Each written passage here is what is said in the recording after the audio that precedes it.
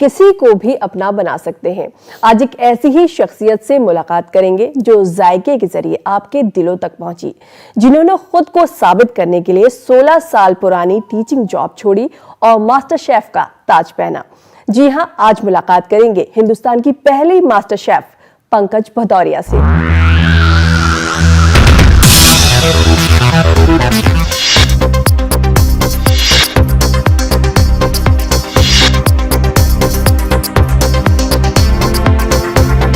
पहला master chef Pankaj. आपका इस्तकबाल है हमारे इस प्रोग्राम में। बहुत बहुत शुक्रिया। पंकज जी, आप 16 साल तक टीचर रही, बतौर टीचर आपने काम किया और फिर अचानक आप बन जाती है मास्टर शेफ। कैसे? जब कुछ होना होता है ना तो शायद अपने आप ही उस तरह से सब माहौल बनता जाता है, आपके लिए रास्ते खुलते जाते हैं और जहां आपको पहुंचना होता है शायद आप उस वक्त आप पहुंच जाते हैं। हाँ, ये है कि जब दरवाजे आपके सामने खुले तो उनको अंदर जाने की ज़हमत तो खुद ही उठानी पड़ेगी।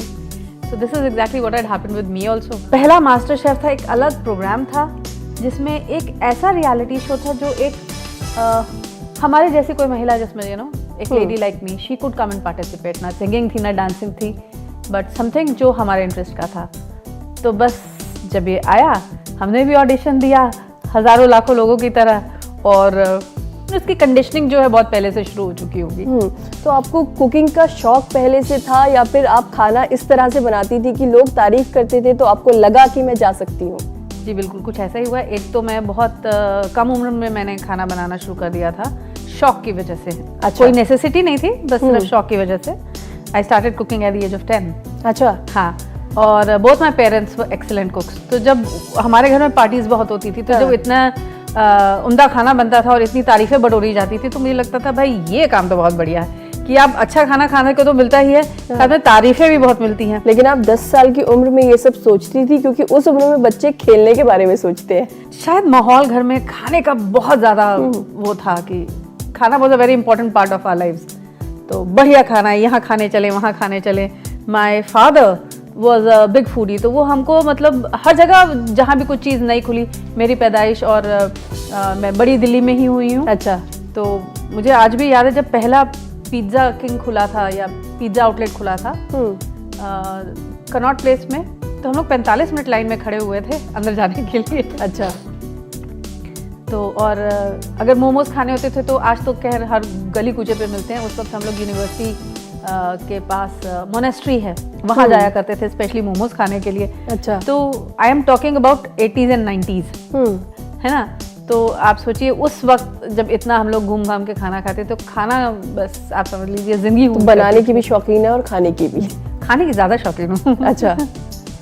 तो क्योंकि आप जैसे बता रही हैं कि बचपन से आपको एक तरह से शौक था कुकिंग का, फिर अगर कुकिंग का ही शौक था और इस फील्ड में आना ही था, फिर टीचिंग जॉब क्यों की? देखिए, हालात कभी कभी आपको जो करना चाहते हैं उनसे कभी दूर ले जाते हैं। Unfortunately I lost my dad at the age of 13 और मेरी मदर लखनऊ को बिलोंग करती थी। अच्छा। तो जब हमारी बेसिक एजुकेशन यहाँ ख़त्म हो गई तो उसके बाद हम लोग लखनऊ पहुँच गए। अब किस्मत कहाँ से कहाँ ले जाती है। दिल्ली में पली बड़ी हूँ, दिल्ली के स्वाद हाथ पे है। मेरे फादर पंजाबी थे, मेरी मदर बंगाली थी। अच्छा। तो हर तरीके का खाना, और फिर उसके बाद पहुंची कहाँ, लखनऊ, जहाँ के जायकों की तो बात ही अलग है ना। तो बस शायद कहीं इधर से कुछ इधर से उठा, कुछ उधर से उठा, मिलता जुलता गया। मुझे इटालियन फूड का और चाइनीज़ फूड का बहुत शौक रहा है। अच्छा। तो उसको खाने में, बनाने में, और सबसे ज़्यादा मुझे जो जिस चीज़ में मज़ा आता था वो था कि फूड कहाँ से आया, क्यों आया, कैसे आया। तो जितना मैं रेसिपी सीखती थी या कोई खाना बनाना सीखती थी, उतना ही उसके बारे में पढ़ने में भी मुझे बहुत मज़ा आता था। अच्छा। तो like if I am doing Italian cuisine, I would know the entire history, the entire geography of Italy, where a particular dish comes from and everything, you know, what is the right technique to do it. That is what interested me more. तो आपकी जो cooking है उसमें जायका सबसे ज्यादा किसका है, पंजाबी, बंगाली या फिर लखनऊ का? मेरे मूड का। अच्छा। जिस मूड से खाना बनाते हैं ना, शायद वही आ जाता है। हाँ। मैं लखनऊ की बहुत शुक्रगुजार हूँ क्योंकि खाने में नज़ाकत क्या होती है वो शायद मैंने लखनऊ में सीखी है। और खाने में जिंदा दिली क्या होती है वो मैंने अपने पंजाबी कल्चर से सीखी है। अच्छा। और खाने में प्यार और मिठास क्या होता है वो मैंने शायद बंगाली कल्चर से सीखा है, जो मेरी मदर के साइड से मुझे मिला है। और फॉर्चुनेटली आज मैं पूरी दुनिया ट्रैवल कर चुकी हूँ, तो हर जगह का स्वाद मैंने कहीं ना कहीं देखा है, समझा है, परखा है। तो आई बिलीव कहीं ना कहीं हर चीज़ का एक मिला जुला स्वरूप मेरे खाने में आ जाता है। जी। अच्छा, जब आप टीचिंग कर रही थी, 16 साल आपने टीचिंग करी और फिर अचानक से आप एक कंपटीशन में चली जाती हैं, तो कैसे आपको उसके बारे में मालूम चला? और जब आपने घर में डिस्कस किया तो उन लोगों ने क्या कहा? स्कूल में बात की होगी, उन्होंने क्या कहा? ये तो अपने आप में कहानी बन चुकी है आज। तो हुआ यूं कि गर्मियों की छुट्टियां थी और टेलीविज़न पे ऐड आता है कि अगर आप भी अच्छा खाना बनाती हैं तो आइए इस कंपटीशन में हिस्सा लीजिए। तो जैसे हर बच्चे को लगता है कि उसकी मम्मी से अच्छा खाना कोई नहीं बनाता, तो मेरे बच्चों ने कहा मम्मा you must go for this, you are an excellent cook. और घर में मेरे हस्बैंड को भी पार्टीज देने का कुछ शौक है। अच्छा। तो पहले हुआ करती थी, तो फिर ये था कि सब ने बोला हाँ हाँ यार तुम खाना बड़ा अच्छा बनाती हो, बड़ी तारीफें मिलती थी। तो कहीं लगा कि चलो जाने में क्या हर्ज है, कुछ ज़्यादा थोड़ी ना है, तो चल के देखा जाए। तो गए, तो लखनऊ के 3 ऑडिशंस के राउंड क्लियर हो गए। अच्छा। तो मुंबई इनवाइट किया गया। नहीं, लेकिन जब आप ऑडिशन के लिए गई तो कोई डिश ले जानी होगी, आप क्या लेकर गई थी? हाँ, ये बहुत अच्छा इंटरेस्टिंग आपने क्वेश्चन पूछा। आपको बताएं कि हमें लगा कि हम लखनऊ में हैं, तो मेरे गलावटी कबाब सबको बड़े पसंद आते हैं, वो तो फेमस है वहाँ जी। पर। तो वही हमने कहा कि चलिए ऐसा है कि मैं घर में डिस्कस कर रहे थे कि I take my galouti kebab. तो my husband said are you fool, आधा लखनऊ तो वहाँ कबाब और बिरयानी लेके आया होगा, बिल्कुल सबसे फेमस वहाँ पर वही है, तो तुम कैसे अलग स्टैंड आउट करोगी? अब बात तो आप सही कह रहे हैं। तो there is a French manner of cooking chicken which is called a roulade. उसमें चिकन को पतला सा वो करके और उसको रोल्स बनाए जाते हैं। अच्छा। तो वो फ्रेंच रूलाड्स मैंने सोचा मैं बनाऊं, लेकिन वो गिलावटी कबाब का वो प्रेम कहाँ जाएगा, है ना, उसकी मोहब्बत कहाँ चली जाएगी। तो मैंने उसके अंदर जो स्टफिंग करी वो गलावटी पेस्ट की करी, तो it was a fusion, you know.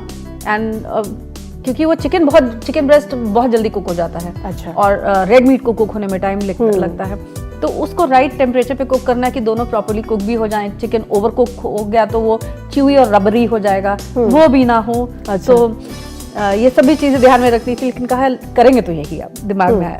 तो वो मेरा लखनऊ और मेरी फ्रेंच कुकिंग टेक्निक्स दोनों कहीं ना कहीं इकट्ठी आई, और मेरी जो पहली डिश थी वो poppy crusted chicken roulades with galouti paste था। तो वो पसंद आई सबको?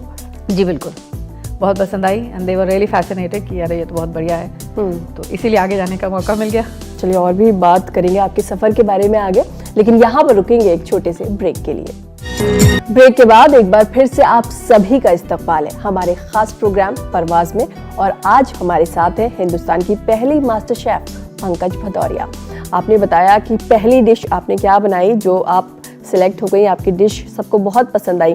उसके आगे का सफ़र कैसा रहा, कहाँ पहुंची, और स्कूल वाली बात रह गई। वो तो बहुत बड़ी कहानी बन गई भाई अपने आप में। एक तो हुआ यूं कि मुंबई ऑडिशंस के लिए जाना था, तो 3-4 दिन की छुट्टी चाहिए थी। तो वो तो चलिए मिल गई, कोई परेशानी नहीं हुई। अब मुंबई में पूरे हिंदुस्तान से 100 लोग पहुंचे थे। बिल्कुल। और आप जहाँ देखें खाने की बातें चल रही हैं, इसकी उसकी, तो हमें लगा भाई ये तो बहुत धुरंधर पहुंचे हुए हैं यहाँ पे सब। चलिए हम भी एक कोने में चुपचाप खड़े रहे। जब बारी आई हमने भी अपनी डिश प्रेजेंट की, तो 1 घंटे में डिश बना के आपको प्रेजेंट करनी थी। तीनों जजेस ने मेरी डिश को तुरंत अप्रूव कर दिया, टॉप 40 में जाने का मौका मिल गया। अच्छा, तब आपने क्या बनाया? तो वहाँ पर मैंने कहा ना आपको मुझे चाइनीज फूड भी बहुत पसंद था। तो चाइनीज बनाया। तो वो थोड़ा सा इंस्पायर्ड वहाँ से। अच्छा। एक फ्राइड चिकन था जिसको शेफ कुणाल ने PFC पंकज फ्राइड चिकन का नाम दे दिया। अरे वाह। अब मुसीबत शुरू हुई आगे। हुआ यूं कि जो बूट कैंप था जहाँ पे टॉप 40 लोग आने वाले थे, जिनमें से आगे सिलेक्ट होने थे किचन के लिए 12 लोग, तो उसके लिए हमें वापस मुंबई आना था। अगर हम सेलेक्ट हो जाते तो हमें 3 महीने रुकना पड़ता। अच्छा। और अगर रिजेक्ट हो जाते तो आप वापस आ जाते। तो जब मैंने अपने स्कूल में बताया कि भाई ऐसा है कि हमको जाना पड़ेगा, और अगर हम सेलेक्ट हो गए तो 3 महीने की छुट्टी चाहिए होगी, नहीं तो हम बैरंग लौट आएंगे 4 दिन के अंदर। तो बिकॉज मैं क्लासेस 12 को भी पढ़ाती थी, 11-12 पढ़ाती थी, तो थोड़ा प्रेशर भी रहता है बोर्ड क्लासेस का, तो हमें जाने की इजाज़त नहीं मिली। और हमसे ये कह दिया गया कि you're not going there किसी एक को चुनिए। you're not going there for your love for food, you're going because you're attracted by the glamour of television world। तो वो शायद बात कुछ बहुत ज्यादा कहीं चुप गई और फिर कह दिया गया either you quit your show or you quit your job। तो I said fine, I'll quit my job। उस वक्त शायद ये लगा कि अगर मेरे लिए ये रास्ता खोला है ऊपर वाले ने तो शायद यही रास्ता है मेरा। तो मेरे हस्बैंड ने बोला कि क्या तुम्हें लगता है कि तुम कुछ कर पाओगी? अब बाकी के 100 लोगों को तो 40 लोगों को तो मैं मिल चुकी थी। मैंने कहा कि हाँ लग तो रहा है कि मैं आ सकती हूँ टॉप 12 में। अच्छा।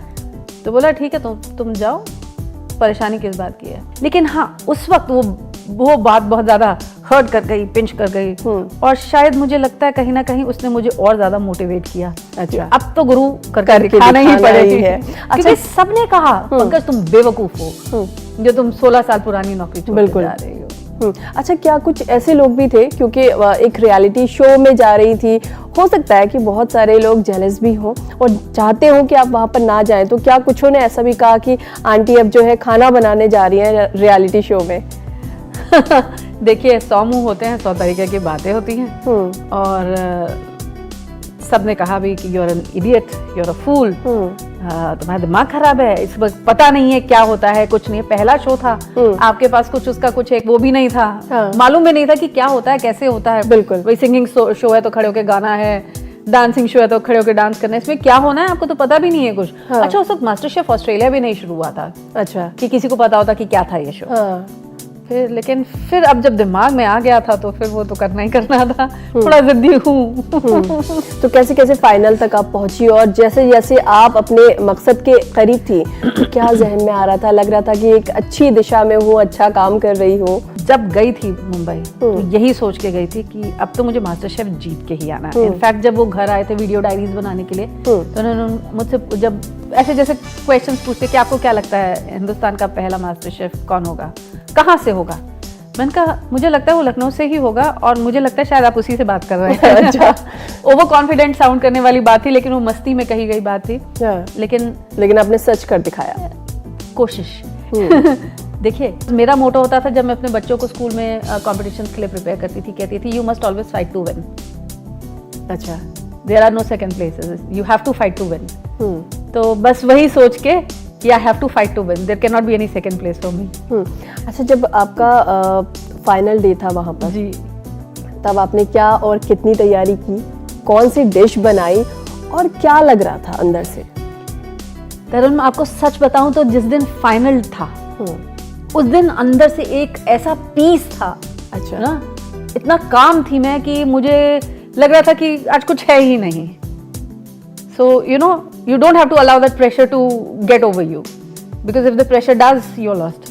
आपको पता था कि आप 1 करोड़ के लिए एक इतने बड़े खिताब के लिए लड़ रहे हैं। बिल्कुल। और इतनी बड़ी जगह पे पहुंचकर अगर आप नहीं जीते तो वो यहाँ से लौटना तो बहुत डिप्रेसिंग बात हो जाएगी।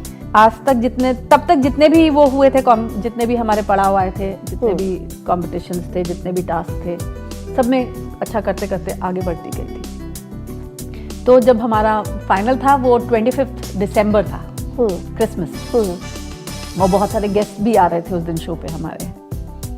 तो सोचा जब हमारा टास्क अनाउंस हुआ, पहले तो बताया नहीं जाता था, तो जब टास्क अनाउंस हुआ कि उसमें कहा गया कि एक पर्टिकुलर चीज़ हमको यूज़ करनी है। अच्छा। अपने कुकिंग में। तो फाइनल भी ना 2 पार्ट्स में हुआ था। एक जिसमें एक शेफ हमारे लिए एक टास्क लेके आए थे। अच्छा। तो वो भी सबसे पहले और सबसे अच्छा मेरा ख़त्म हो गया और फिर 2 लोग हम फाइनल के लिए लड़ रहे थे और उसमें जब ये तो मैंने दिमाग में ऑलरेडी प्रिपेयर करके रखा था कि देखिए अगर ऐसा सिचुएशन हुआ तो ये करेंगे, वैसा सिचुएशन हुआ तो ये करेंगे।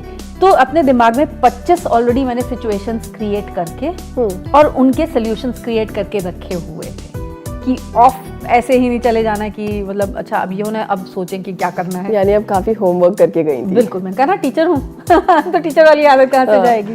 तो होमवर्क मेरा बहुत अच्छे से कंप्लीट होता था रोज के रोज। जो मेरी प्लेट थी that was a Christmas plate, dinner plate थी। Again there was a drunk chicken log, एक चिकन लॉग था जिसको मैंने रेड वाइन में कुक किया था। अच्छा। रेड वाइन सॉस के और सॉस किया था और यूजुअली जब स्टार्च होती है प्लेट के ऊपर होती है ना, कोई भी स्टार्च आप रोटी रख रहे हैं, राइस रख रहे हैं, ब्रेड रख रहे हैं, तो वो आपके खाने के साथ होती सर्व। मैंने उसके अंदर मशरूम्स और राइस की स्टफिंग भी की थी, so the starch was inside the meat, तो उस लैंग्वेज में अगर बोले तो। और उसके साथ एक salmon and dill and cream cheese का सैलड अलग था, और एक क्रिसमस सैलड अलग था। और क्रिसमस का मतलब होता है क्रैनबेरीज को, क्रैनबेरी बहुत यूज़ किया जाता है क्रिसमस डिनर्स में, तो क्रैनबेरी सूफले था for a dessert to go along with that.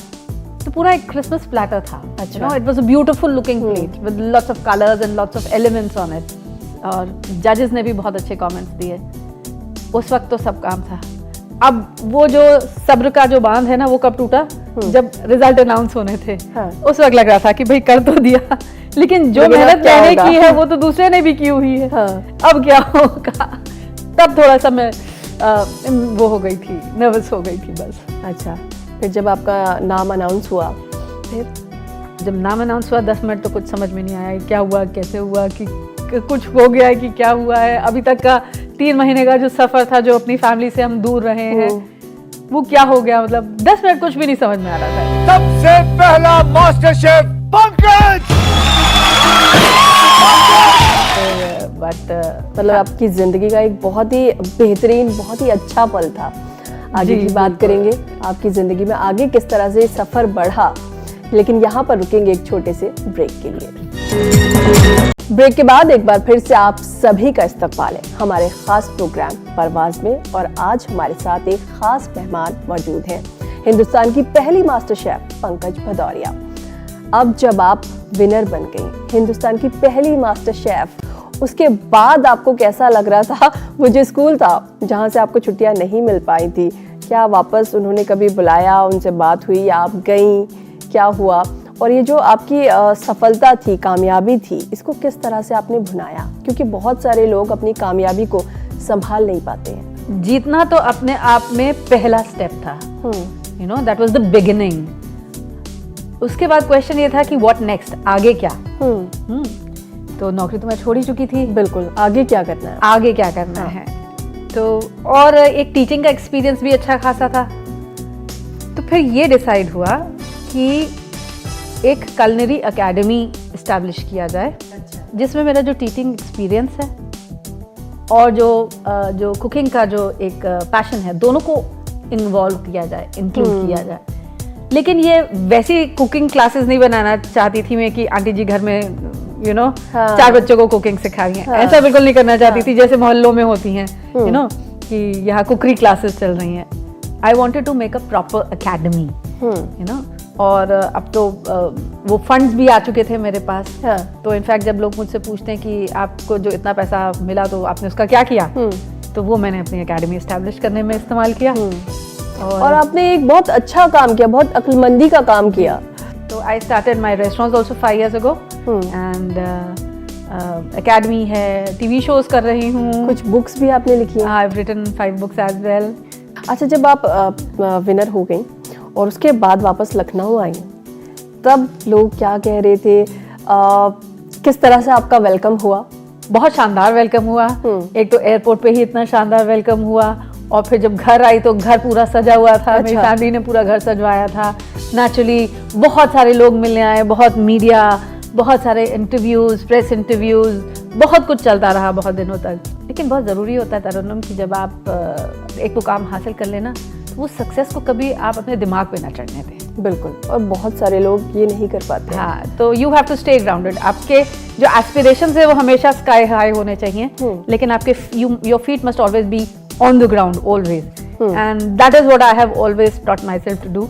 और ऐसा ही रहा है। अच्छा, बहुत सारी औरतें क्योंकि खाना बनाती हैं तो उन्हें पसंद नहीं होता है, बोर भी हो जाती हैं, खाना बनाने के नाम से ही वो परेशान होने लगती हैं, और आपने उसी चीज़ का इस्तेमाल करके आज आप एक बहुत बड़ा नाम है, आपको हमारे देश में ही नहीं दुनिया भर में लोग जानते हैं, पहचानते हैं, अपने यहाँ बुलाते हैं ट्रेनिंग देने के लिए। तो इसको किस तरह से क्या कहेंगी? मेरे लिए ना सबसे पहले तो खाना बनाना एक बहुत बड़ा स्ट्रेस बस्टर रहा हमेशा। अच्छा, तो मुझे उससे परेशानी नहीं होती थी, वो मेरे लिए हमेशा मेरी परेशानियां दूर करता था। मेरे घर में अगर कोई रात को 11 बजे भी आ जाता, 12 बजे भी आ जाता, तो मैं फटाफट खाना बना के खिला सकती थी, और बहुत खुशी खुशी खिलाती थी, राइट। शायद ये क्योंकि हमेशा से यही देखा था कि किसी को खाना खिलाना एक बहुत ही सेटिस्फैक्शन देता है, एक बहुत ही खुशी का, it brings a smile to the people's face. हमारे यहाँ जैसे कोई भी अच्छा काम या बुरा काम कुछ भी होता था तो हम लोग जाके खाना बांटते थे। अगर आज जैसे मेरे पेरेंट्स की डेथ एनिवर्सरी होती थी या हमारे बर्थडेज में किसी में भी कुछ भी होता था तो we would go out and distribute food. अच्छा खाना बनाने के लिए क्या चाहिए? अच्छा खाना बनाने के लिए अच्छी नीयत चाहिए। अगर आप खुशी से और अच्छे मन से खाना बनाएंगे तो खाना हमेशा बनेगा अच्छा। आप ये बताइए कि दुनिया का बड़े से बड़ा शेफ, अगर आप उससे पूछें कि भाई तुमको किसके हाथ का खाना अच्छा लगता है, बोलेगा माँ के हाथ का खाना। क्या है इसे माँ के हाथ के खाने में? बस वो प्यार है ना, वो अच्छी नीयत से जो बनाया है, because she is cooking for a kids, you know. तो I think that is most important. और राइट टेक्निक, आपको जानना जरूरी है कि फायर कैसे बिहेव करता है ना। वही आपका सबसे अच्छा दोस्त भी है, वही आपका सबसे बड़ा दुश्मन भी है। बिल्कुल। किचन में अगर आपके फायर के टेम्परेचर सही है, अगर आप सही टेक्निक से कुक कर रहे हैं तो खाना अच्छा भी बन सकता है और खाना जल भी सकता है। दो बातें वो फायर पर डिपेंडेंट है। जैसे अपने हिंदुस्तानी खाने की बात करें तो दुनिया भर में मशहूर है, लोग बहुत पसंद करते हैं, लेकिन हम इंडियंस अब खुद अपना जो हमारा खाना है, रवायती खाना, उसे छोड़ रहे हैं। हम पिज़्ज़ा खाते हैं, बर्गर खाते हैं, पास्ता खाते हैं। क्यों, ऐसा क्यों कर रहे हैं हम? आप 2 दिन 3 दिन पिज़्ज़ा पास्ता खा लेंगी, चौथे दिन आप दाल चावल जरूर ढूंढेंगी कहीं ना कहीं, है ना।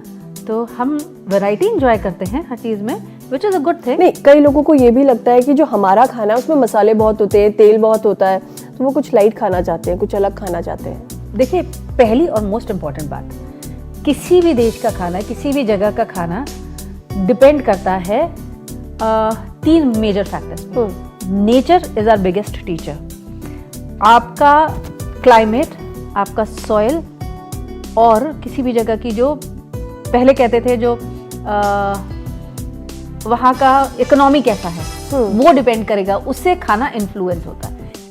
पानी, हवा बहुत इंपॉर्टेंट है, ठीक है, और सॉइल, जमीन। इससे जो लोकल रीजनल क्यूजीन्स हैं वो डेवलप हुए हैं।